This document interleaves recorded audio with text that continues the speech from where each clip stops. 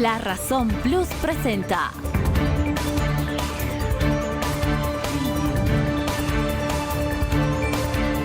La Razón Radio, una manera distinta de contar las noticias y marcar el ritmo de ellas. Actualidad, entrevistas y comentarios.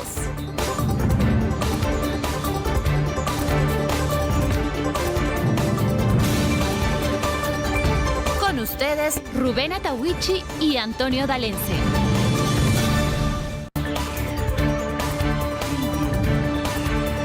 Ya estamos en contacto con el viceministro Bernardo Nina, él es viceministro de Medio Ambiente y Agua, Rubén. Ayer, y bueno, toda la anterior semana hemos informado, amigos, de cómo la falta de agua está afectando ya varias ciudades del país. Potosí en este momento es la zona más crítica, pero también Sucre, Tarija, y ni qué hablar de las zonas rurales donde hace tiempo no llueve y la sequía. La Paz del Alto también, amigos, sí, también no estamos muy lejos, sí, aunque nos dicen que las reservas están bien, todo, pero no dejamos de preocuparnos. Para eso ya le damos la más cordial bienvenida al viceministro Bernardo Nina. Viceministro, ¿cómo está? Bienvenido. Antonio Dalense y Rubén Atahuichi, les saludamos. Viceministro, a ver, quisiera comenzar por algo que sin duda mucha gente está esperando. Ayer el ministro, el señor Rubén Méndez, dijo a los medios de comunicación que en 20 días se iba a solucionar el problema del agua en Potosí, que había un embalse, un par de proyectos más, en fin, que se está llevando apoyo desde La Paz. ¿Por qué no nos detalla eso primero, que ya le digo que es una buena noticia? Muy bien. Bueno, sí, efectivamente, por instrucciones del hermano presidente Lucho Arce, nos hemos constituido en la ciudad de Potosí el pasado jueves a fin de realizar un trabajo técnico en forma conjunta con el Videsi y también con la gobernación y la alcaldía. En ese sentido, nosotros hemos establecido cuáles son las acciones que se tienen que tomar de manera inmediata, y en ello se encuentra la provisión de agua a través de carros cisternas. Carros cisternas, 11 carros cisternas que actualmente se encuentran circulando en Potosí.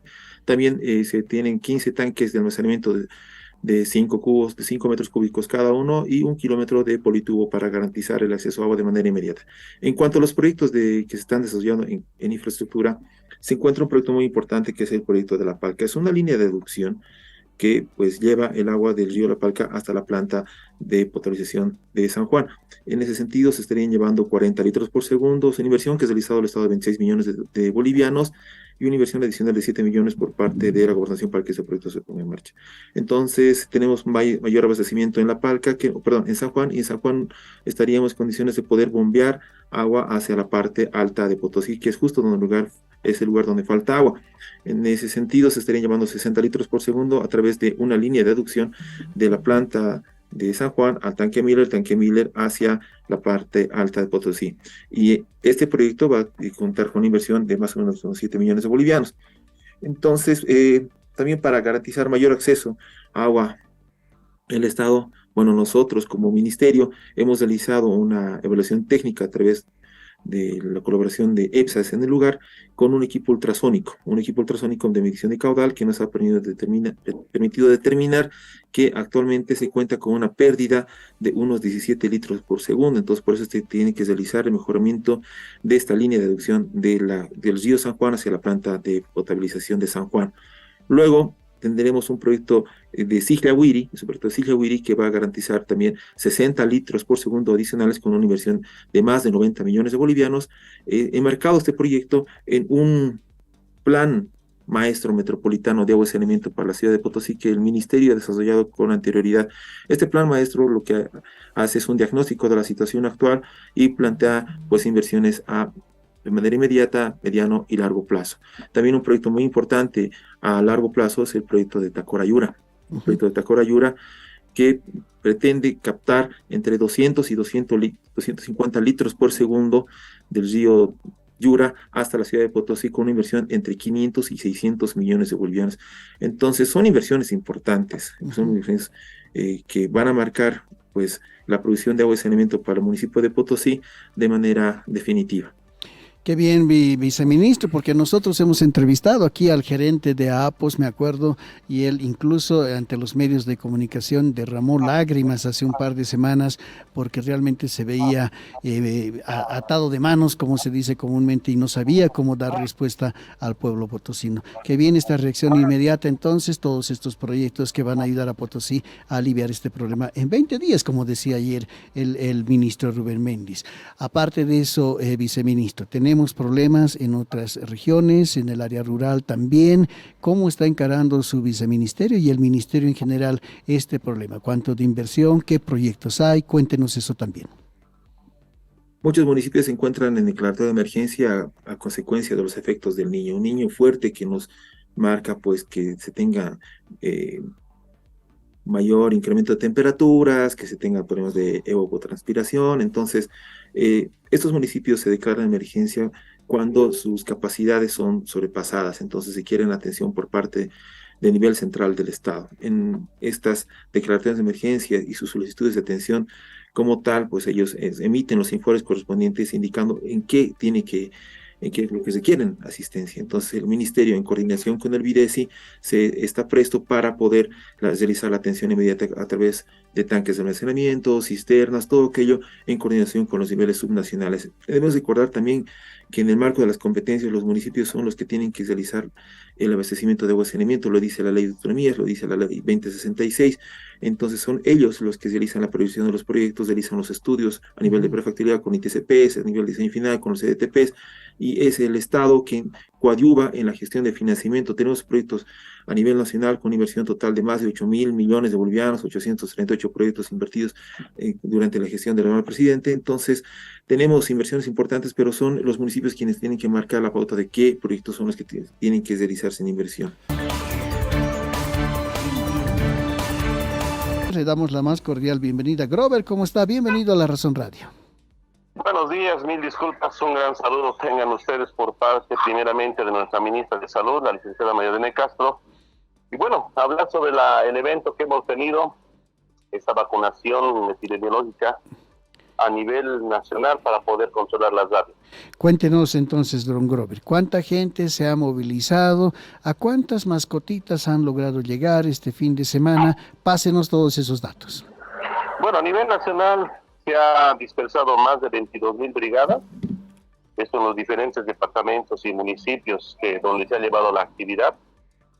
A esto se ha, entregado más de 3.500.000 dosis para que estas sean beneficiadas en cada departamento. Este 9 y 10, evidentemente, se ha visto mucha gente llevando a sus mascotas, tanto perro y gato, para poder hacerlos vacunar y crear esa barrera, ese escudo epidemiológico o protegerlos contra esta enfermedad que es mortal. ¿No? Entonces, si podemos dar cifras, más que todo en perros vacunados, La Paz en los 2 días de vacunación ha vacunado 585.135 perros, que eso le genera un 91% de vacunación en esos 2 días. Por Uro lo mismo, con 96.8% de cobertura, Potosí con 66%, Cochabamba con 84.5%, ¿no? Un dato muy, muy bueno porque Cochabamba no podía alcanzar coberturas arriba del 80%, y creo que ha sido muy bueno la difusión, el trabajo que se ha realizado allá en Cochabamba.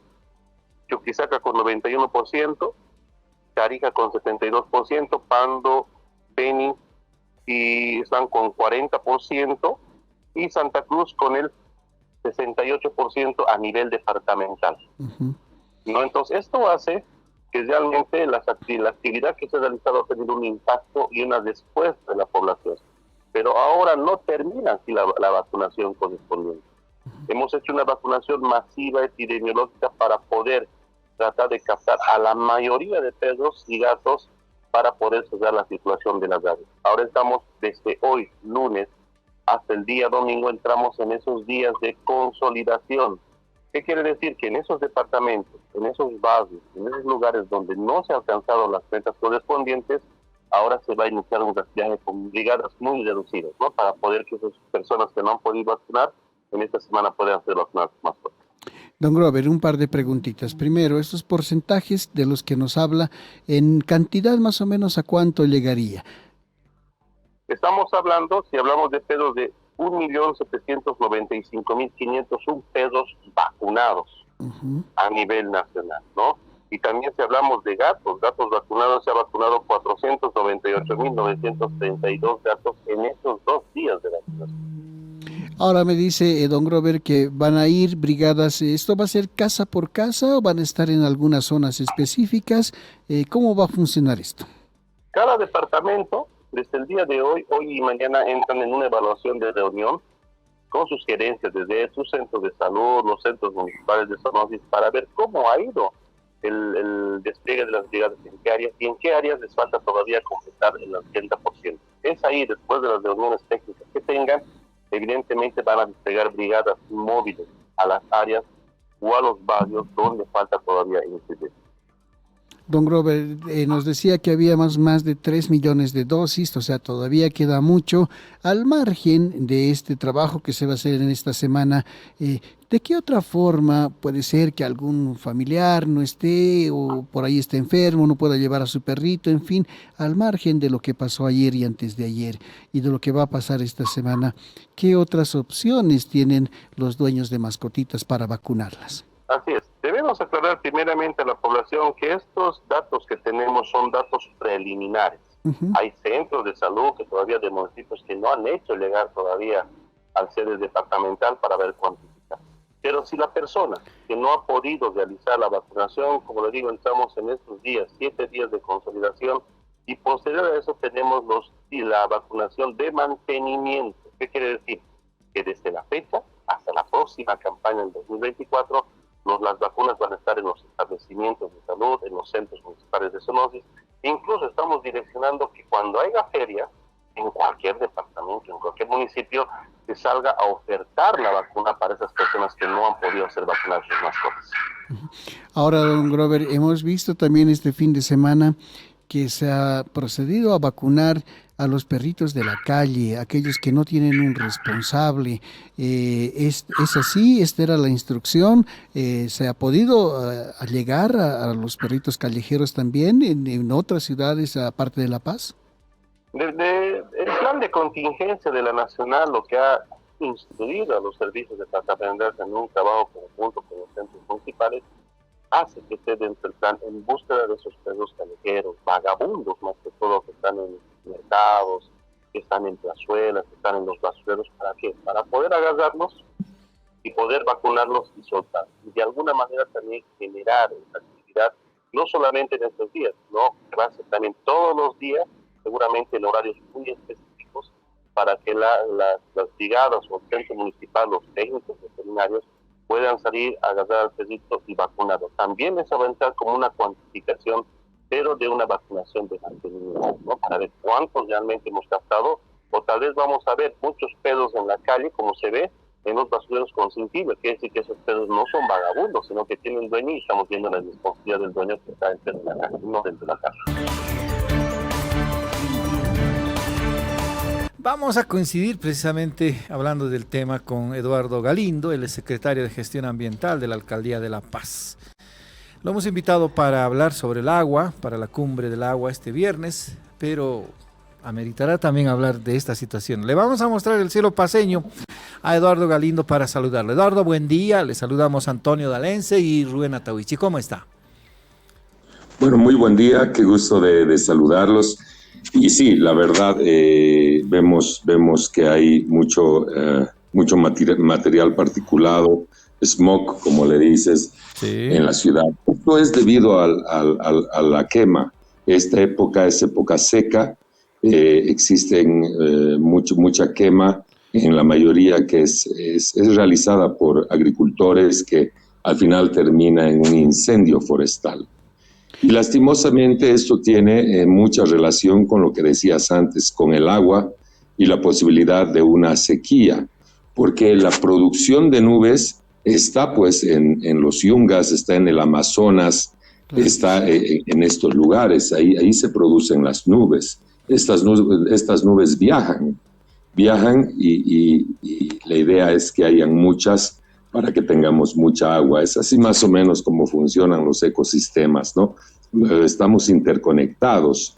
Te digo que cuando hay quemas en la Amazonía, hay sequía en el África. Es así de interconectado que está el planeta. Eduardo, ¿cómo está? Buen día. Antonio le saluda. Entrando ya en materia, queríamos preguntarle qué ha motivado a la Alcaldía de La Paz. Hemos tenido, sí, noticias muy preocupantes en Potosí, por ejemplo, en Sucre también, pero ¿cuáles son los motivos que ha motivado a la Alcaldía para convocar a esta cumbre del agua? Bueno, básicamente es mirar lo que está sucediendo a nuestro alrededor, es mirar la dificultad, no sé si es tragedia lo que está pasando en Potosí. Sucre está con muchas dificultades igual, Cochabamba, muchos municipios han declarado en desastre, otros en emergencia. Hemos visto algunos datos de que 7 de los 9 departamentos están con problemas de agua. Nosotros no lo estamos sintiendo en este momento en La Paz. Sin embargo, datos de expertos en cambio climático y meteorólogos están pronosticando lluvias pocas y tardías entre el fin de año y principios del próximo año, lo que va a repercutir definitivamente en la provisión de agua en nuestra ciudad. Y es por eso que el alcalde Iván Arias está preocupado y nos encomendó realizar una cumbre por el agua, obviamente invitando autoridades nacionales, Ministerio de Medio Ambiente y Agua, EPSAS, Viceministerio de Agua Potable y Riego, al SENASBA, a la APS, y además a la sociedad civil, ¿no? Colectivos de ambientales y también organizaciones sociales, para que hablemos de algo que debemos hablar definitivamente y que asegure que estamos intercambiando información, que estamos preparados y que estemos preparados ante una eventual situación de escasez de este recurso hídrico.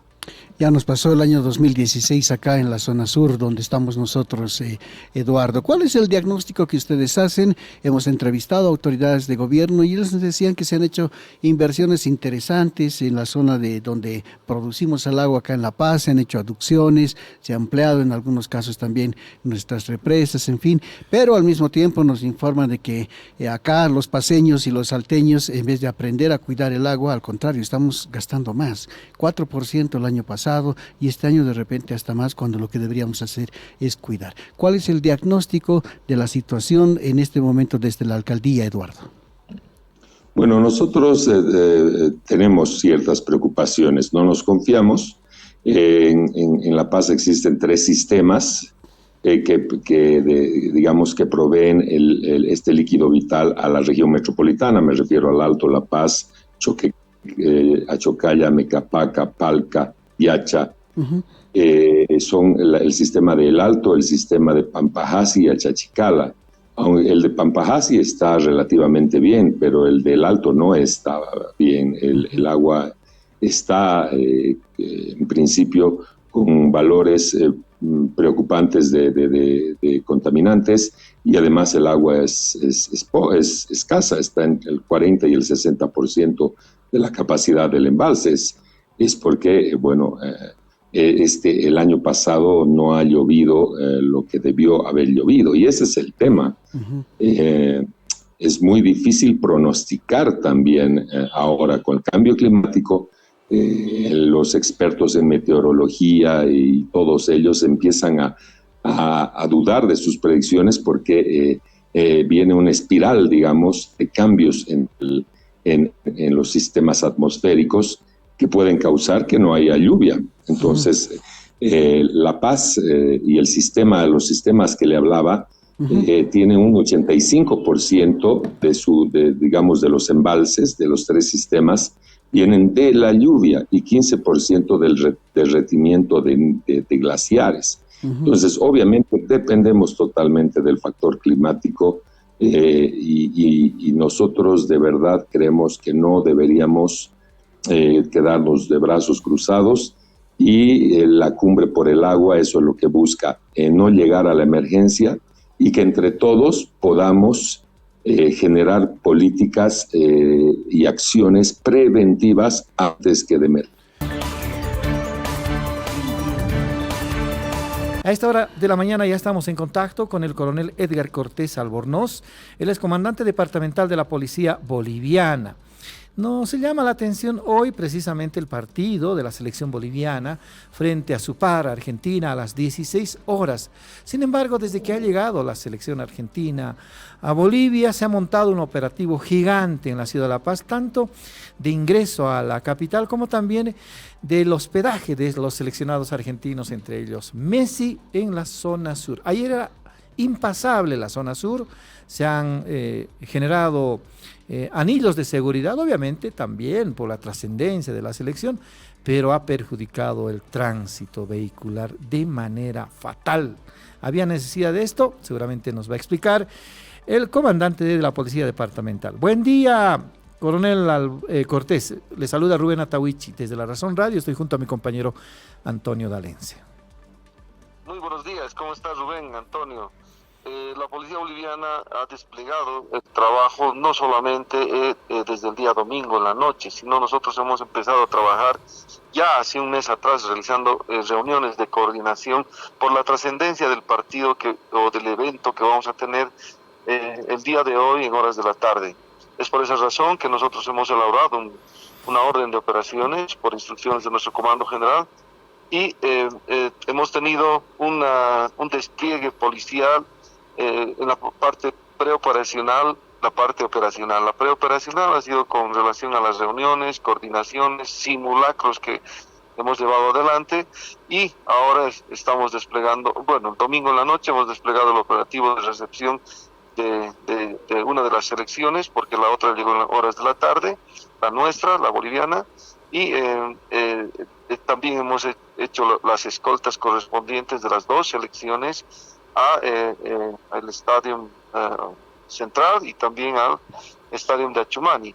También hemos escoltado a las personas que van a ser los veedores o árbitros que han llegado también del exterior, y es así que la Policía Boliviana está realizando toda esta actividad relacionada a brindar seguridad y preservar el orden público, no solamente de las selecciones, no solamente de los árbitros, sino también de la sociedad que va a asistir a este evento deportivo.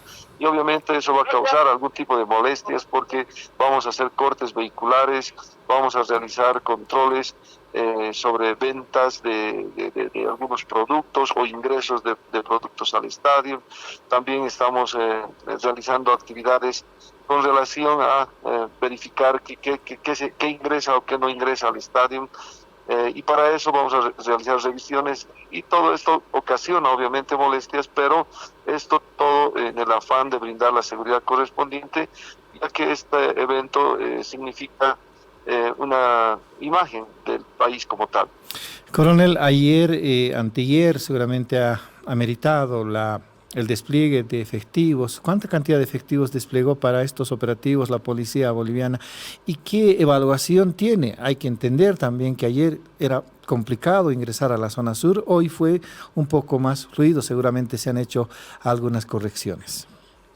Como le digo, es algo inevitable el realizar los cortes correspondientes para mantener aislada a las personas que estamos brindando seguridad. Como le digo, también estamos hablando de los dos equipos deportivos, el nacional y también el equipo que ha llegado de visita, con el cual tenemos tal vez mayor responsabilidad, pero se está brindando a ambos la seguridad correspondiente.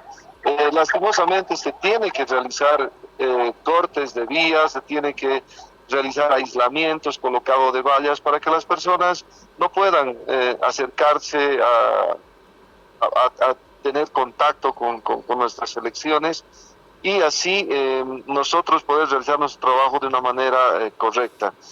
Lastimosamente van a haber y están existiendo ya cortes de vía en el estadio. En la zona sur tenemos también cortes de vía. En la tarde se ha profundizado donde está alojada la selección nacional, porque ha habido también una cantidad de personas que han ido a alentar a nuestra selección. Es así que es una responsabilidad de la Policía Boliviana realizar este tipo de actividades que van a, lastimosamente, con las disculpas del caso, van a ocasionar incomodidad y molestias a muchas personas. Para hablar de esto estamos ya en contacto con el viceministro de Ciencia y Tecnología, el señor Mauricio Céspedes, a quien le saludamos. Viceministro Rubén Atahuichi lo saluda y estoy junto a mi compañero Antonio D'Alensi. ¿Cómo está? Buen día.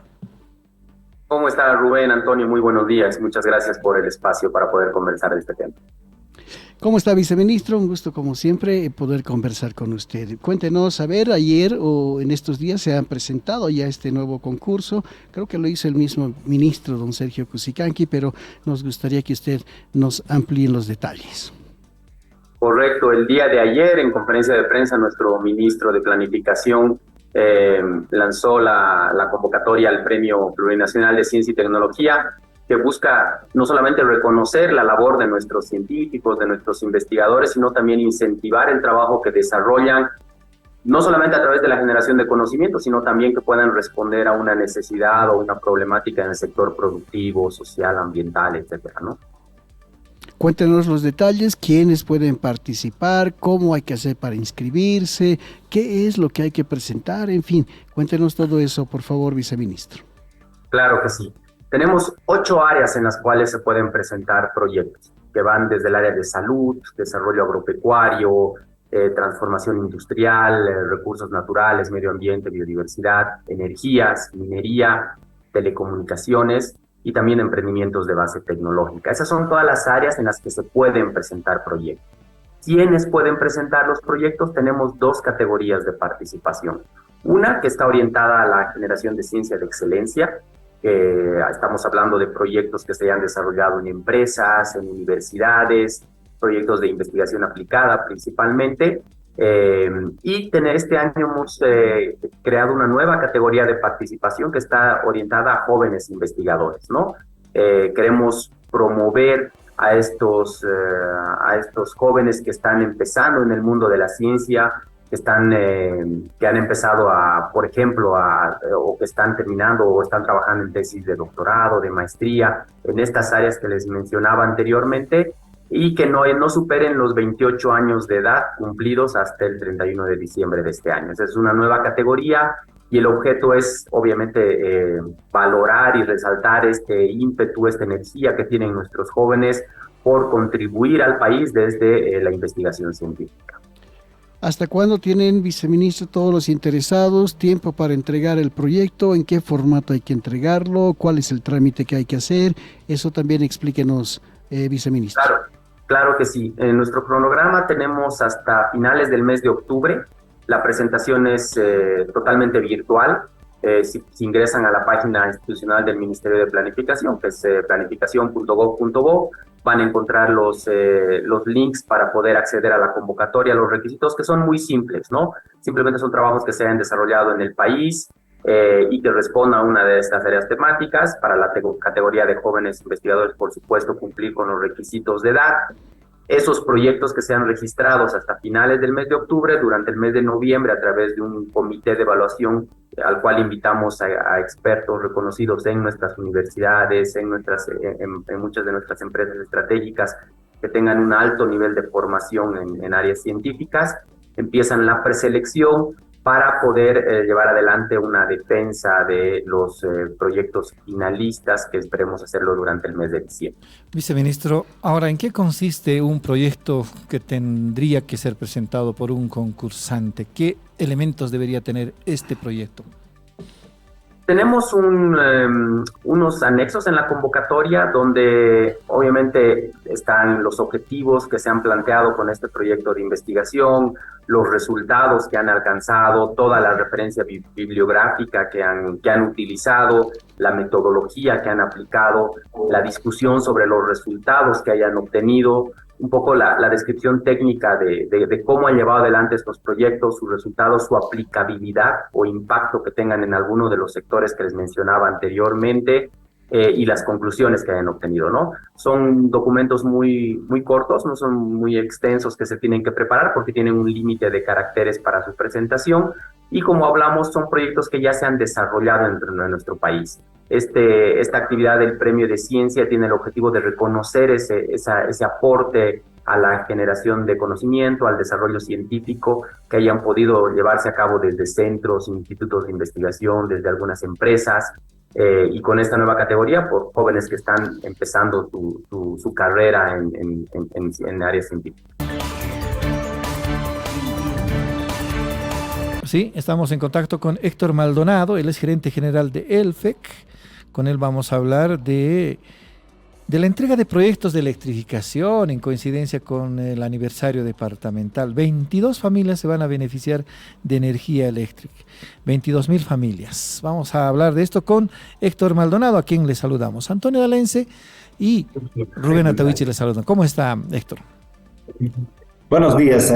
Bueno, pues estamos acá prestos a dar todas las respuestas, inquietudes que tiene la razón. Así es, Héctor, lo hemos convocado porque sabemos que el presidente está en Cochabamba, está entregando varias obras, varios proyectos. Mañana es la fiesta de los cochabambinos, pero también desde el área de la energía hay novedades, hay este proyecto. Cuéntenos, por favor, en Villa Tunari, ¿en qué consiste? Bueno, lo que es la electrificación rural concretamente es la extensión de redes, o sea, aumentar más postes, más cables y llegar a la gente que está en la parte rural. Y bueno, dentro de eso, justamente el caso puntual, que es el municipio de Villa Tunari, la electrificación comprendía 3 proyectos. Uno es la construcción de la rural Villa Tunari, en la parte rural de Villa Tunari, que son varios proyectitos pequeños. Después tenemos otro proyecto que es en el Parque Isidoro Sécure, el mismo municipio de Villa Tunari, y también el mismo Parque Isidoro Sécure en el distrito 6 de Villa Tunari. Son 3 proyectos en electrificación rural concretamente, los cuales, así en extensión, estamos hablando de 707 kilómetros de redes que se han extendido en media tensión y baja tensión. ¿Qué es media tensión? Media tensión es en 14.4 kilovoltios o 14.400 voltios, y baja tensión es 220 voltios para ir a utilizar ya directamente a las familias, los cuales en estos 3 proyectos, los beneficiarios son del orden de 4.675 familias. Obviamente, hay otros proyectos en el trópico, que no solo es el municipio Villa Tunari, también se ha hecho proyectos en lo que es en Chimoré, en Puerto Villarruel, en Entre Ríos. O sea, se trabajó en varios municipios del trópico, donde obviamente se han hecho pues una extensión grande de redes. Por ejemplo, solo en el trópico hemos llegado a 1.707 kilómetros adicionales de redes que se ha extendido. Eso ha crecido la frontera eléctrica. Obviamente, con todo eso está previsto llegar solo en el trópico a más de 10.500 familias. Eso significa que familias que antes utilizaban mechero, ahora ya utilizan energía eléctrica. Y estamos hablando solo de los proyectos que se han terminado el año pasado, ¿no? O sea, son de esta gestión de nuestro presidente Lucho. Héctor, aparte de estos proyectos en Cochabamba concretamente, ¿qué otros proyectos se está llevando adelante y que seguramente pueden ser parte también de esta fiesta que vive Cochabamba, y seguramente el presidente también podría estar por ahí para entregar algunos otros proyectos? No, de hecho, los proyectos de electrificación rural no solo se hacen en el trópico, también se han hecho en lo que es en Cochabamba, en los valles Cono Sur. Se han extendido otra cantidad de proyectos importantísimos, llegando a comunidades como Sipe, en la parte de las alturas, en lo que es Aiquiles rural, en la parte de Tarata, Punata, en todos los lugares se ha ido extendiendo las redes en la parte rural, donde antes no tenían energía eléctrica, se ha llegado con todo eso. Obviamente, y no se queda solo en eso, ¿no? Sino son proyectos que se han encarado, se han empezado a construir desde el 21 al 22. Son proyectos importantes que se han hecho en esta gestión. Y cabe notar que no solo se hace electrificación rural, también se hace mejoramiento en las redes en las partes urbanas. Alguien diría, no, pues la parte rural no, la parte urbana también trabajamos. Estamos aumentando nuevas subestaciones, aumentando capacidad en subestaciones de rebaje de 115.000 voltios a 24.900 voltios. También se están ejecutando pues cambio de calibre de conductores, reformas, entonces para mantener la mejor calidad de servicio también en la parte urbana. Vamos a hablar de una noticia interesante e importante también para refrescar la memoria histórica de nuestros pueblos. Hace un par de días Chile honraba a las víctimas del golpe de Estado de Augusto Pinochet del 11 de septiembre de 1973. Muchas reminiscencias, muchas historias en relación a quien fuera el presidente derrocado, Salvador Allende. Precisamente la Editorial del Estado presenta el libro Salvador Allende, el revolucionario socialismo, poder popular y soberanía. Estamos con los autores del libro, Fabián Cabaluz, Cristian Olivares, y también con la gerente general de la Editorial del Estado, la señora Estela Machicado. Vamos a saludarlos desde La Razón Radio. Buenos días, amigos, buenos días. Con La Razón Radio estamos Antonio Valencia y Rubén Atahuichi. ¿Cómo están? Hola, muy buenos días. Un placer también poder estar acá en Bolivia y particularmente en La Razón, conversando sobre este libro en torno a Salvador Allende, por supuesto en el marco de los 50 años del golpe de Estado. Y también a Cristian Olivares vamos a saludar y con él comenzamos a escudriñar este libro. ¿De qué se trata? Bienvenido, Cristian. Hola, muy buenas tardes a todas, a todos y a todes. Aquí es un libro que estamos lanzando publicando junto a Fabián Cabalú y también a Pedro Rosas, que también está ahí, nos está esperando desde Chile. ¿Qué tal? ¿Por qué no comenzamos entonces contigo, Fabián? Cuéntanos un poquito de dónde surge la idea y cuáles son los elementos centrales que trae esta obra. Bien, el libro Salvador Allende, el revolucionario, es un libro que surge a partir de una solicitud que nos hicieron particularmente desde Colombia, pero que ya se ha publicado en Chile y también ahora acá en Bolivia, para poder compartir un poco el legado, la obra y la relevancia y vigencia de Salvador Allende con la juventud de nuestra América, ¿no? Es un libro que está destinado y dirigido específicamente para socializar el legado de Salvador Allende con las nuevas generaciones vinculadas a organizaciones sociales, a militancias plurales, ¿no? Y el libro se organiza a partir de dos partes. Una primera parte donde nosotros profundizamos en torno al legado de Allende, particularmente poniendo énfasis en su concepción específica de la vía chilena al socialismo, en cómo eso se articula, se entronca con la construcción de poder popular y en todos los debates en torno a la soberanía nacional y popular. Y en un segundo apartado, el libro compila 3 discursos dirigidos por Salvador Allende hacia la juventud: el discurso de la Universidad de Concepción, el discurso de Guadalajara y el discurso sobre los trabajos voluntarios. Entonces, ese es un poco el tenor general de esta publicación. Podríamos entonces ahora, Cristian, pedirte a ti que nos digas cuál era, de qué forma se acercaba Salvador Allende a los jóvenes. Bueno, Salvador Allende, en primer lugar, él siempre instaló desde muy joven, él siendo joven, diciéndolo así, ya era dirigente estudiantil, ya fue dirigente universitario. Él fue parte de lo que fue la Federación de Estudiantes de Chile, la FECH. Siempre tuvo un diálogo desde ahí, levantó política y desarrolló construcción política también desde ese espacio, ¿no? Y desde ahí desarrolló su carrera política. Entonces, mientras él desarrolla su trayectoria política, él siempre va desarrollando un diálogo con los jóvenes. Particularmente cuando ya, por ejemplo, es presidente en el año 70, ¿no? El 4 de septiembre de 1970, él, por ejemplo, el discurso que hace como cuando de victoria, ¿no? De victoria electoral, la hace justamente en la Federación de Estudiantes de Chile, en uno de los balcones, dando cuenta de que él viene de ahí y hablándole directamente también a la juventud. Entonces, para Allende, la juventud cumplía un rol fundamental, protagónico dentro de lo que es la vía chilena al socialismo, y por tanto, por ejemplo, le dio determinadas labores. Todo, por ejemplo, el llamado en el año 72, por ejemplo, si no me equivoco, fue el año de la juventud. Entiendo que este año también el año de la juventud acá en Bolivia, y en ese contexto Salvador Allende, en el discurso que sale acá, que mencionó Fabián Cabaluz, hace un llamado a la juventud a sumarse a los trabajos voluntarios, y en la importancia ahí del desarrollar una nueva conciencia y que vendría siendo parte de lo que sería la vía chilena al socialismo. Hace rato comentábamos también sobre la preocupante sequía en el país. Afecta a 27.808 familias y 39 municipios. ¿Qué está haciendo el gobierno para paliar la situación? Hay demandas de agua, por ejemplo, en varios municipios. Un municipio bien crítico es Potosí. Y también otros que reclaman la atención de parte de las autoridades.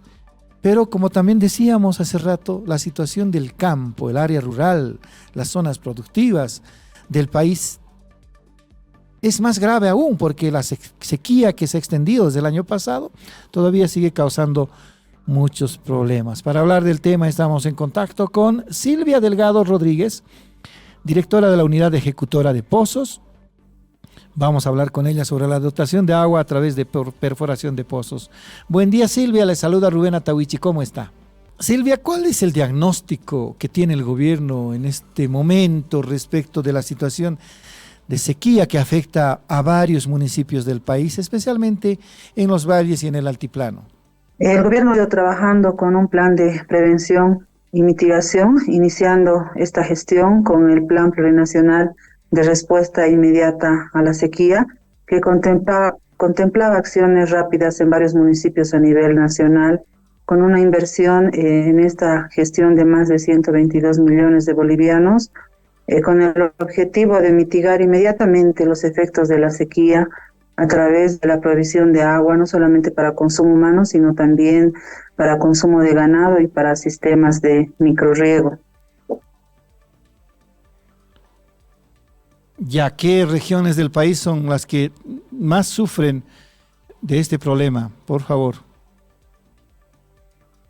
El problema es recurrente, ¿no? Desde la gestión 2016 son los mismos sectores que han sido afectados por la sequía en los valles cochabambinos, los valles cruceños, el Chaco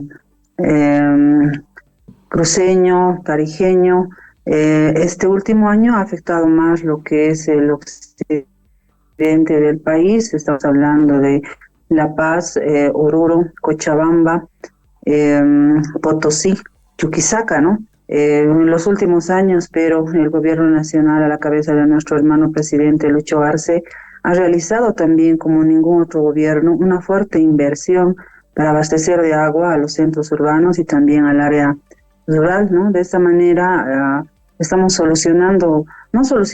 pero estamos mejorando la cobertura de agua a nivel nacional. Solamente los datos del programa Nuestro Pozo, dependiente del Ministerio de Desarrollo Rural y Tierras, voy a proporcionar, donde a la fecha hemos perforado ya 861 pozos, 35 pozos en el departamento del Beni, 64 en Chuquisaca, 99 en Cochabamba, 221 en La Paz, 74 en Oruro, 84 en Potosí, 252 en Santa Cruz, 32 en Tarija, en total 861 sistemas de agua con una inversión de 305.157.000 bolivianos, beneficiando a más de 56.000 familias.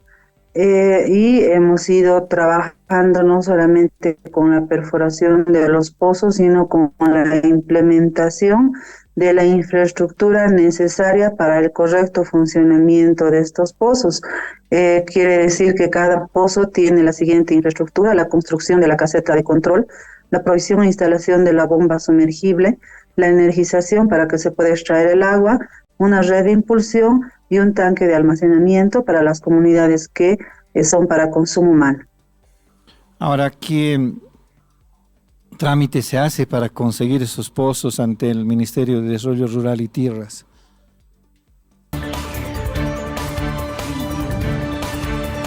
A esta hora de la mañana estamos en contacto con el senador Rubén Gutiérrez del Movimiento al Socialismo. Preocupa a estas alturas del año ya todavía la incertidumbre respecto de las elecciones judiciales. El Tribunal Supremo Electoral ya ha desahuciado elecciones judiciales este año porque los tiempos no le alcanzan para organizar. La ley de elecciones judiciales ha sido concertada entre las tres fuerzas políticas en la Cámara de Senadores. Es así que la Cámara de Senadores el 31 de agosto ha aprobado la ley de elecciones judiciales, más o menos previendo comicios para la primera quincena de enero y la posesión de las nuevas autoridades electas, magistrados y consejeros a mediados de febrero. ¿Alcanzará el tiempo? ¿Por qué la Cámara de Diputados se está tardando tanto en aprobar o en sancionar la ley aprobada en la Cámara de Senadores. Si bien, digamos, no le corresponde al senador Rubén Gutiérrez quizás responder ese cuestionamiento, pero sí nos puede explicar qué movidas políticas hay internamente en la Asamblea Legislativa respecto de la ley. Buen día, senador. Le saluda Rubén Atahuichi. ¿Cómo está? Bueno, Rubén, lo que pasa es que estamos viviendo un momento altamente político, un momento altamente inclusive electoral, porque se ha electoralizado muy tempranamente nuestro país, porque las diferentes fracciones y facciones al interior, no solo del movimiento al socialismo, también de otras bancadas de oposición, bueno, pues ya están agitando banderas que hacen a la antesala para lo que va a significar los congresos, las primarias y las elecciones propiamente el año 2025, muy adelantado, por cierto. Así que develan nomás este tipo de intereses, porque ahí también se han estado sumando algunas voces de algunas dirigencias autoproclamadas, como la CSUD-CB, esa fracción, que han estado también respaldando, digamos, estas presiones, estas medidas de huelga de hambre de algunos diputados en la Cámara de Diputados. En ese sentido, ese es el momento que vivimos. Realmente hay mucha polarización interna en el movimiento al socialismo, también en las demás bancadas. Por otra parte, nosotros consideramos de que en la metodología de trabajo, que para nosotros son las mesas técnicas, las mesas de concertación donde se han logrado algunos avances, algunos acuerdos en primera instancia en senadores, debería haberse incorporado también diputados. Yo había planteado de que para no tener precisamente este problema, deberíamos haber encarado de manera conjunta, es decir, senadores y diputados, tanto sus bancadas de oficialismo y oposición, puedan reunirse y de esa manera sacar un proyecto de ley consensuado, acordado, ajustado, redactado a través de nuevos contenidos en el marco del cumplimiento del fallo constitucional, en el marco del cumplimiento de la Constitución Política del Estado y las leyes orgánicas que hacen al órgano judicial y al Tribunal Constitucional.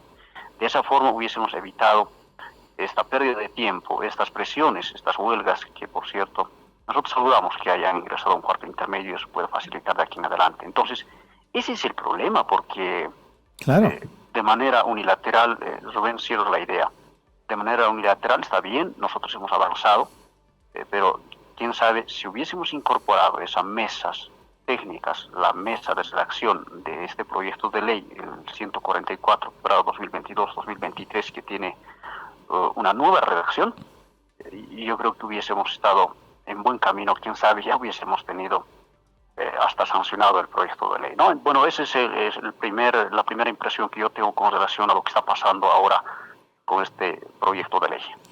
Se adelanta, senadora, la pregunta que quise hacerla, porque la Cámara de Senadores aprobó por su cuenta una ley que competía también a la Cámara de Diputados. ¿Cómo pensaron ustedes, los senadores, de que esta ley iba a pasar en la Cámara de Diputados? El día mismo de la aprobación de esta ley, el diputado Marcelo Pedrazas nos decía, esta ley no va a pasar en diputados, precisamente porque muchos de los diputados no conocían el contenido, muchos de los diputados, entre comillas, se estaban desayunando la ley. ¿Qué ha pasado, senador? ¿Por qué no han pensado en concertar esta ley de manera conjunta, como usted también lo reconoce, y así evitarse problemas que ocurren ahora? Bueno, yo en reiteradas oportunidades había hecho conocer mi postura con relación a la metodología de trabajo, ¿no? Siempre es importante el cómo encarar, ¿no? Después del fallo constitucional vivimos otros momentos importantes. Podemos tener diferentes visiones, diferentes criterios, podemos tener posiciones con relación a los requisitos, a las condiciones del proyecto de ley, pero la gran pregunta y el éxito de un proceso de concertación, de diálogo, siempre es el cómo.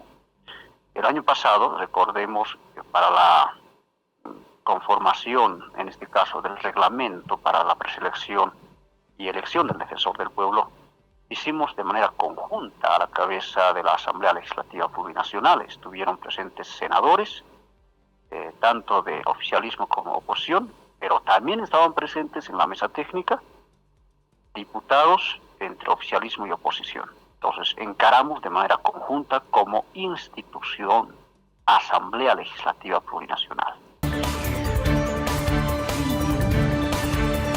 Estamos ya en contacto con el diputado Juan José Jáuregui. Él es del Movimiento al Socialismo, de la Comisión de Constitución. Como saben ustedes, la Cámara de Diputados tiene una papa caliente en este momento. La consideración de la ley de elecciones judiciales que ha sido aprobada en la Cámara de Senadores el 31 de agosto. Desde el 31 de agosto han pasado 15 días. A la fecha no hay visos de resolver la ley. ¿Por qué? Porque esta comisión ha decidido enviar a consulta para no incurrir en cualquier acto inconstitucional ante el órgano ejecutivo, ante el órgano judicial, ante el Tribunal Supremo, ante el Tribunal Constitucional y ante el Tribunal Supremo Electoral, a 4 entidades del Estado. La respuesta el otro día nos decía el presidente de la bancada del Movimiento al Socialismo, Andrés Flores, iba a tardar por lo menos 15 días. Esos 15 días se vencen estos días. ¿Qué respuesta hay? ¿Qué criterio tiene la Comisión de Constitución? Para hablar del tema estamos en contacto con el diputado Jáuregui. Diputado, buen día. Le saluda Rubén Atahuichi. ¿Cómo está? Muy buenos días, Rubén. Le quedo agradecido por la oportunidad y por intermedio de tan prestigioso medio de comunicación. Muy buenos días a los gentiles radioescuchas. En realidad ha hecho usted un resumen de todo lo que a la fecha ha ido sucediendo. Evidentemente ha sido remitido los primeros días del presente mes el proyecto de ley 144 que ha tenido como Cámara de origen la Cámara de Senadores. En consecuencia a esto, en virtud del cumplimiento del procedimiento constitucional que se tiene establecido en el artículo 162-163 de nuestra Constitución Política del Estado, que es concordante a la vez con el 116 del Reglamento General de la Cámara de Diputados, y en el entendido también de que a partir del 2 de agosto formalmente se puso a conocimiento de la Asamblea Legislativa la sentencia constitucional 060, que es en virtud de un recurso abstracto de inconstitucionalidad que señala que a partir de este momento, para este tipo de procesos electorales que involucren la renovación de estos altos tribunales, en estricto apego a lo que establece el 183 de nuestra Constitución Política del Estado, debe excepcionalmente obrarse de la siguiente manera, es decir, aprobar un proyecto de ley no por la simple mayoría que habitualmente se hace dentro del procedimiento ordinario de una ley, sino excepcionalmente aprobar una ley, esta ley, la 144, para la renovación de estos altos tribunales por 2/3 de los miembros presentes. Y a partir de la página 53 de la sentencia 060, en la parte del fundamento del fallo, explica que debe llevarse adelante todo el procedimiento legislativo ordinario con el único componente que todas las decisiones deben llevarse por 2/3. Con ese nuevo elemento es que la Cámara de Senadores inicia el tratamiento días antes de la conclusión del mes de agosto de un proyecto de ley para poder pretender cumplir lo establecido en la sentencia 060, de la misma manera pretender cumplir con los requerimientos del Tribunal Supremo Electoral y pretender dar cumplimiento a lo que establece la Constitución desde el 178 de la Constitución órgano judicial hacia atrás, el 180, el 82, 83 y también desde el 234, 235 y 6 y siguientes con relación a las condiciones y a los requisitos que debe cumplir un servidor público.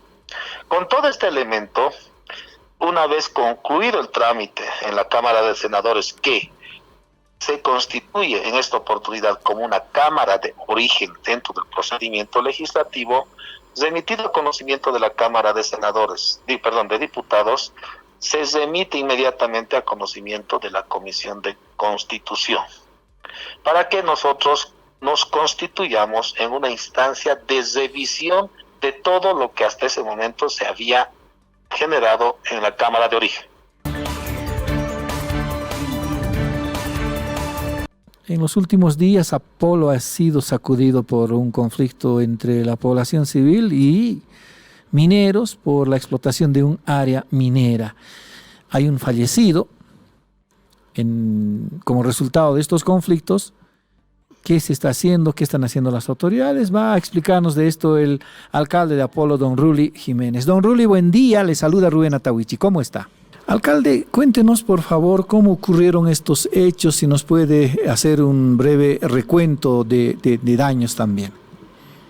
Mire, esto viene a consecuencia de la minería.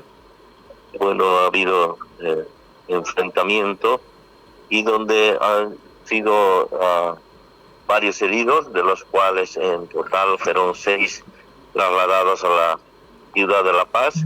Lamentablemente uno de ellos falleció y bueno, está ya acá la policía, la JAM y otras autoridades competentes para entrar al lugar y pues dar solución a esto y que reine pues acá la tranquilidad, lo que siempre caracterizaba a nuestra población, ¿no? Estamos nosotros esperanzados de que todo esto ocurra y ya no pueda haber este tipo de problemas que nos está trayendo estos últimos años. Ocurrió el hecho en Laje. ¿Nos puede contar, por favor, la información que tiene respecto de estos sucesos? ¿Cómo se han enfrentado? ¿Quiénes han iniciado la protesta? ¿Quiénes han iniciado la trifulca, por favor? Mire, es en el sector de Laje. Justamente nos vamos a trasladar al lugar para ver cuáles los causantes que ha sido de este conflicto, ¿no?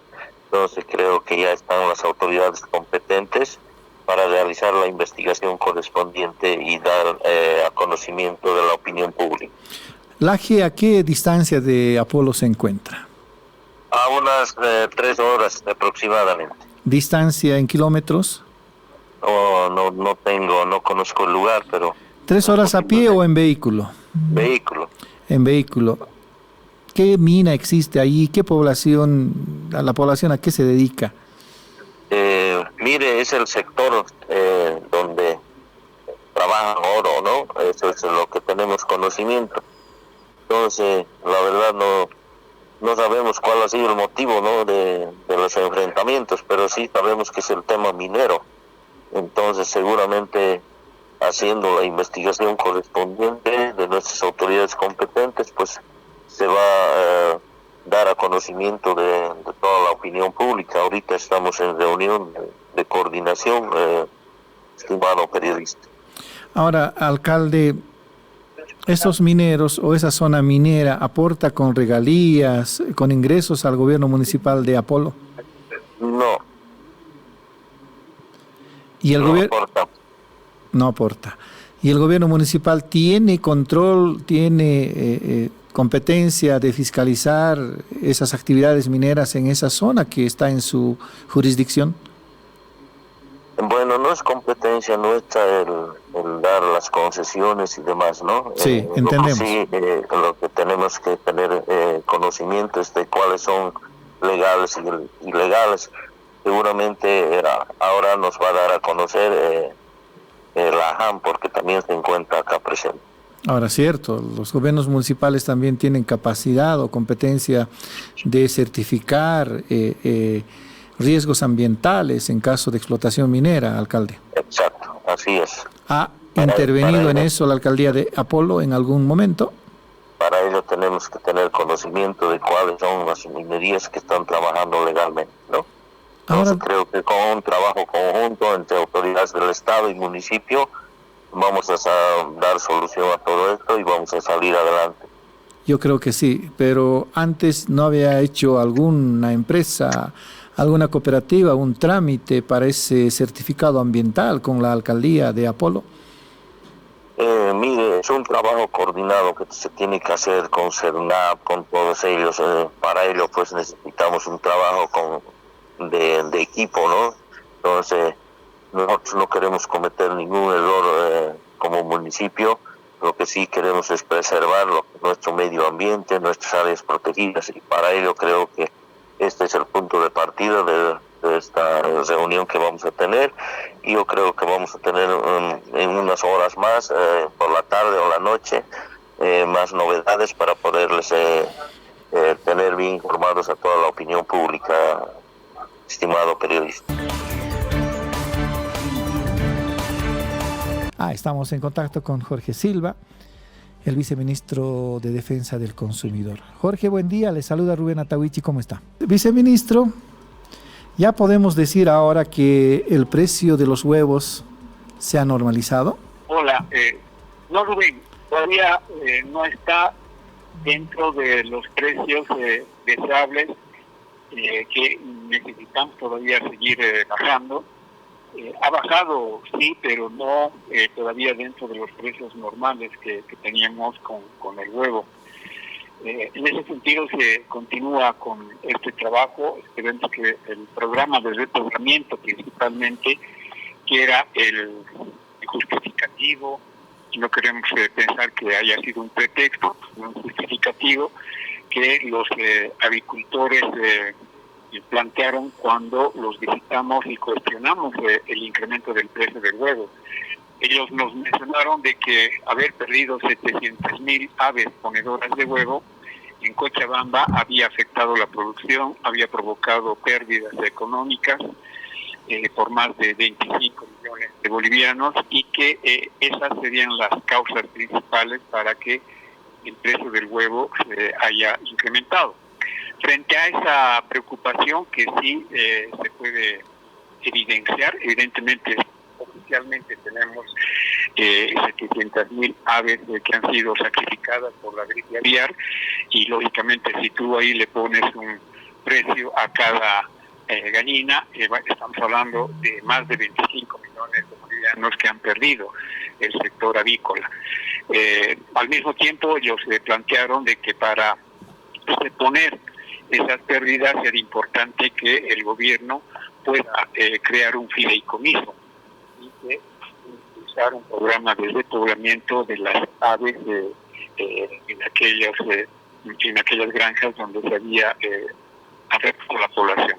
El gobierno aprobó un fideicomiso en más de 22 millones de bolivianos con este propósito, y entendemos que este programa de repoblamiento ya debe empezar a surgir productos, es decir, que aquellos bebés que se han comprado para repoblar, para reponer la población avícola que se ha perdido, ya deben empezar a producir, tomando en cuenta que hay un horizonte de 5 meses para que una gallina empiece a producir huevos. Entonces, estamos esperando que esas gallinas que se han comprado para reponer aquellas que han sido sacrificadas empiecen nuevamente o empiecen ya a producir. A ver, vamos a retomar la comunicación. Se ha perdido un tantito la señal de esta entrevista con el viceministro de Defensa del Consumidor, Jorge Silva. Viceministro, ¿por qué no se normaliza el precio de huevos en el país? ¿Nos escucha, viceministro? Se cortó la comunicación.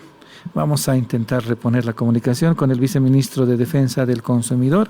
Lamentablemente dice que a la fecha todavía no se ha normalizado el precio de huevo en el país, en los mercados del país. Todavía arguyen, dice el viceministro, los productores que no han terminado de salvarse o salvar la situación de pérdidas que ha generado la gripe aviar hace unos meses. Ahora sí, retomamos la comunicación, viceministro. Le preguntaba, ¿por qué, con qué argumento se explica que todavía no se normalizan los precios de los huevos? Te decía,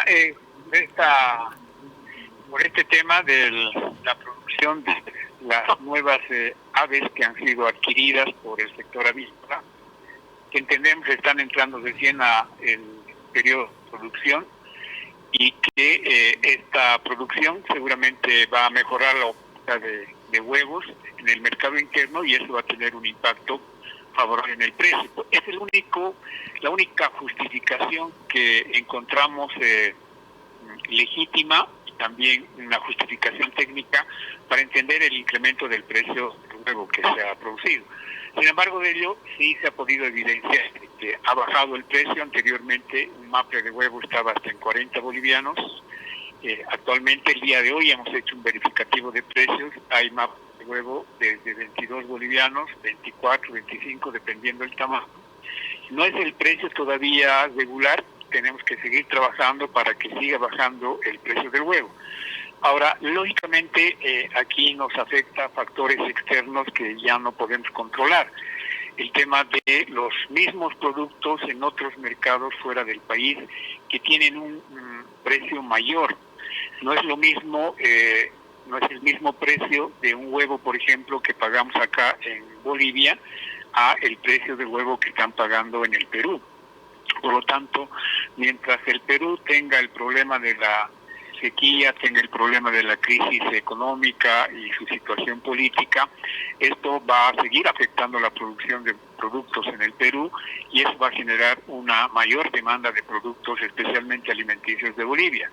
¿Qué provoca eso? Que el intermediario, no es el productor, sino el intermediario, prefiera llevar el producto hacia el Perú porque allá le están pagando en algunos casos hasta el triple de lo que se paga acá en el mercado interno. Es el caso del limón, por ejemplo, que tuvo una fuerte demanda en el Perú a raíz de que bajó la producción de limón en el Perú a tal extremo de que el propio ministro de Economía recomendó a los peruanos no consumir ya ceviche con la finalidad de evitar consumir el limón porque no hay limón en el Perú. Eso ha provocado un incentivo a los contrabandistas, a los mayoristas, quienes han llevado este producto al Perú porque allá ese producto está con un precio muy por encima del producto de limón, del precio de limón que tenemos en el país. Sin embargo, el día de hoy también conversando con los diferentes comerciantes del mercado, se puede apreciar de que está bajando ya el precio del limón. La cosecha de estos días, la próxima semana, de limón de Río Abajo, de Alto Beni, de Santa Cruz, va a incrementar la oferta y eso se va a notar en la rebaja del precio de este producto. La Razón Plus presentó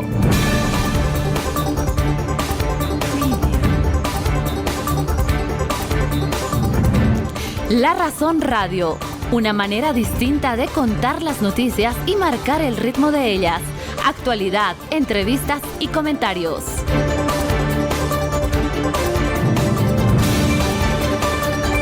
Estuvo con ustedes Rubén Atahuichi y Antonio Dalense.